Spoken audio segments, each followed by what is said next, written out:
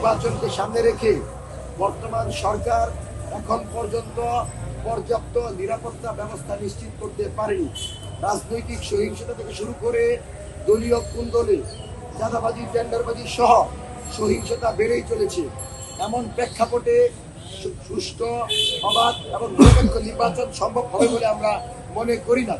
অন্তর্বর্তীকালীন সরকার যদি অতি দ্রুত সময়ের ভিতর সকল প্রকার অবৈধ অস্ত্র উদ্ধার না করে নির্বাচনের দিকে যায়, তাহলে আমরা মনে করি বাংলাদেশের ইতিহাসে অন্যতম একটা ব্লাডি ইলেকশন হবে, যার মাধ্যমে অভ্যুত্থানের স্পিরিট পূরণ হবে না এবং জনগণ আবারও মাঠে নামবে এবং আওয়ামী লীগ নর্মালাইজ হবে। সেজন্য নির্বাচনের লেভেল প্লেইং ফিল্ড নিশ্চিত করা ছাড়া, নিরাপত্তা ব্যবস্থা উন্নয়ন করা ছাড়া 12 তারিখের নির্বাচন কোনোভাবেই সুষ্ঠু হবে বলে আমরা মনে করছি না।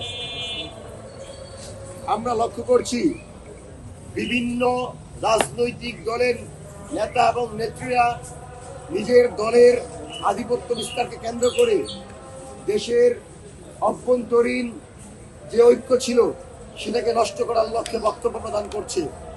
আমরা লক্ষ্য করি প্রশাসনের উদাসীনতায় এখন পর্যন্ত আপনি লক্ষ্য করেন শেরপুরে জামাতের এক কর্মীর উপর, মেবি সে হচ্ছে সেক্রেটারি, তার উপর আক্রমণ হয় এবং তাকে হত্যা করা হয়।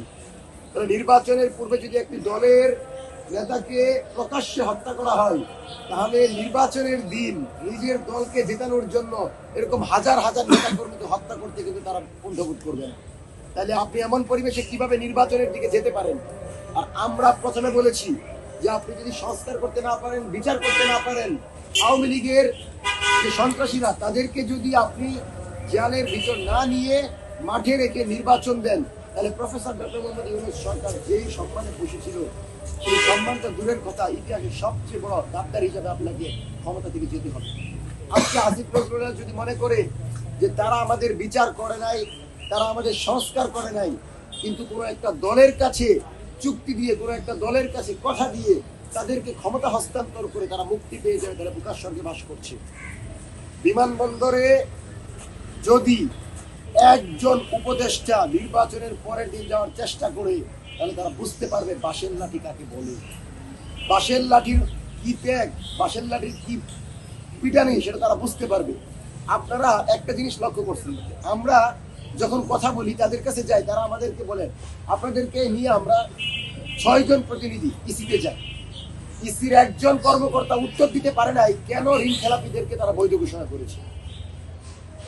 তার মানে যে ইসি ঋণ খেলাপির দায়ে অভিযুক্তদের ব্যাপারে সিদ্ধান্ত নিতে পারে না, যে ইসি দ্বৈত নাগরিকের ব্যাপারে স্পষ্ট কথা বলতে পারে না, সেই ইসি নির্বাচনের দিন কোন কেন্দ্রে ভোট চুরি হলে তাদের ব্যাপারে সিদ্ধান্ত নিবে, এটা আমাদের বিশ্বাস হয় না।